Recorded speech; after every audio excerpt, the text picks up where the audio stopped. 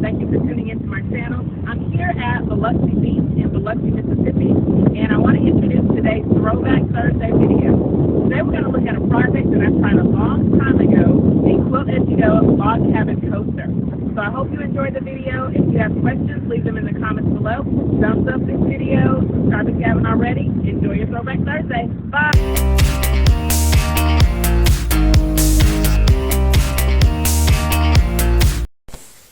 I've laid out 3 of the coasters that I've made here, and each one of these coasters is going to feature the log cabin pattern.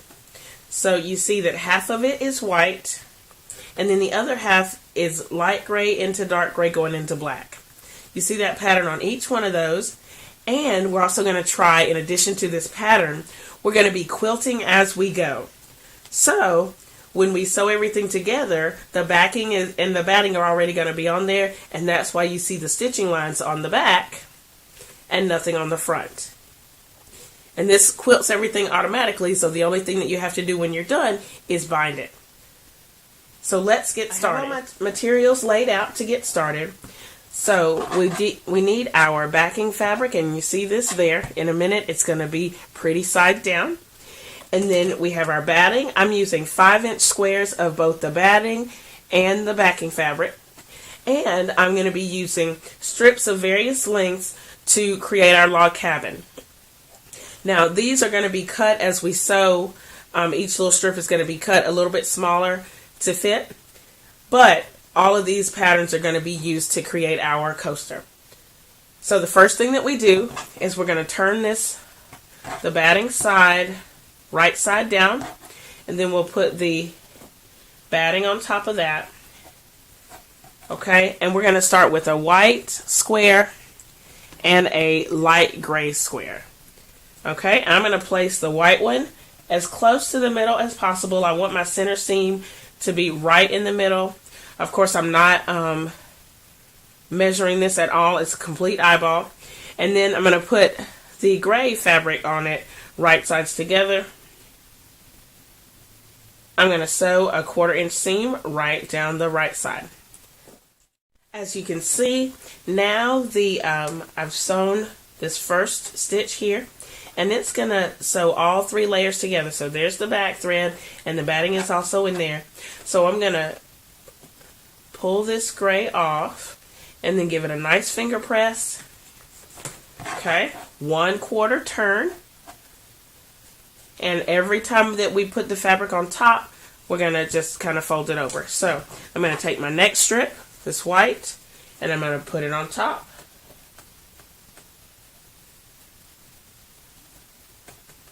Okay, and I always like to cut it first, so I'll cut it so that it's close.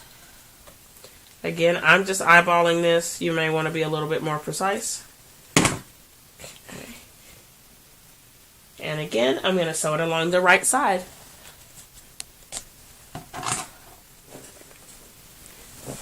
Okay, so this one is done now. You see the side seam. We're going to open that out, finger press, and same process. Give it 1/4 turn, and then we'll add our next white. Okay, this is kind of where it's going to be placed. I am going to cut the edge off and sew it, and then we repeat that same process until we have the entire thing covered.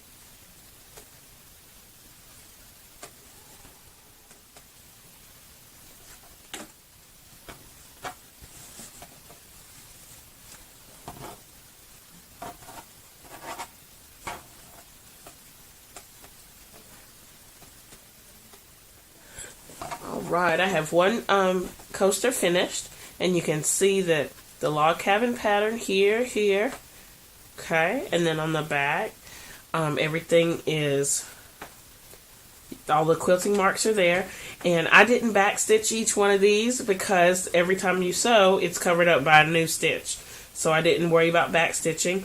Also, the strips that I used were 1.5 inches wide, but I think when I make the next group, I'm going to do them a little bit smaller, like maybe 1 inch, so we can get a little bit more play on the colors in this coaster.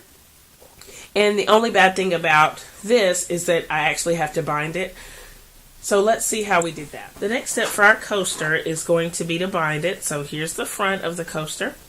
And I've already taken a 2-inch strip of fabric that I pressed in half. And I've sewn on 3 sides of the coaster. So I started about halfway down the first side and then the second side. And I've mitered the corner already. And then the third side is about halfway down too. So the next thing I'm going to do is I'm going to miter these corners and pin it before I close this part off. So to miter the corner, I'm just going to turn it this way so it'll be easier. Okay, so I'm just going to take one side and you fold it up kind of at a 45-degree angle and then pull the other side down. Okay, and that's going to miter that part, and I'm just going to pin it in place. I'll take it down in just a minute, but this helps to get it started. So, and then I'll do the same thing on the other side. So I'll just give it a turn here. Well, I'll do it this way. Okay, so 45-degree angle up, like so, and then down. Okay, and you see it's right at the edge. Well, not quite. Let me go up a little bit higher. 45-degree angle up, and then down. And I'm going to pin these for just a second to get, just so I can get a measurement of how much fabric I'm really going to need. Alright, so after we do this step, what I'm going to do is I'm just going to fold one side of this back, and I'm going to press it right here with my fingers because you need to get a good line that I'm going to draw on in just a second. And then I'm going to take this side and do the same thing, but you want to leave about a 1/4 inch in between. So there's the 1/4 inch in between. So now that I have my 1/4 inch in the middle of that, what I'm going to do is open each side out, and I'm going to draw 2 lines. Okay, got my fold marked. I'm going to draw a line in the, wait, let me make sure I got it right. Yeah. I'm going to draw a horizontal line, just a small one, right there. And then I'm going to draw where the fold was. I'm just going to draw a line up and a line down. Well, that was down first. And then up. Okay, and so it kind of looks like a little cross there. And then I can take this pin out, just for right now. Okay, and I'll do the same thing on the other side. Let me do that, and I'll come right back. The cross that we got as a guide to create a 45-degree angle line across the fabric. So I'm going to do the same thing on this one. Excuse me. I'm just going to take the 45-degree angle mark here, and I've set it at the bottom of the fabric, and I'm just going to slide it straight down. And this reminds me that there's a trick. You want to make sure that your lines go the same direction. So I'm going to turn my thing the other way to make sure that that my line goes the same direction. So there's the 45-degree line, and I'm just going to slide it straight down till I get to that point in the cross area. Okay. And then draw it in. Okay. All right, now what you're going to do is you're going to take these and line them up so that the lines match completely. And they're going to be at a 90-degree angle. So I'm going to take these and I'm just going to pin it so that the lines match up.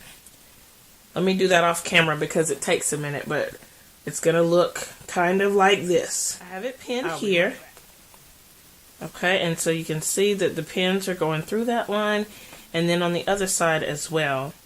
And another tip is you want to make sure that when you pin it that you have both of your seam allowances on the same side. So both of these, I'm going to stitch along this line, and then the part that I'll cut off will be right here together. You don't want to have one side over here and one over there because then it'll look weird and you have to repin and start over anyway. Alright, so I'm going to stitch along this line and cut off the excess. So this is the part that I've already cut off, so that when I get ready to sew it down, all I have to do is turn it out like that. And so that's how it's going to lay on my coaster. So at this point, I'll just finish sewing all the way around and miter the corners, then it'll be time to top stitch. The back of the coaster is finished. I've sewn around all four sides at this point. And I've also cut that excess that was around the edge, so the front looks like this. Now I'm going to take each side, I'm going to fold it over, and I'll probably do like a decorative stitch, like a zigzag or a curvy pattern across the top to seal the whole thing in.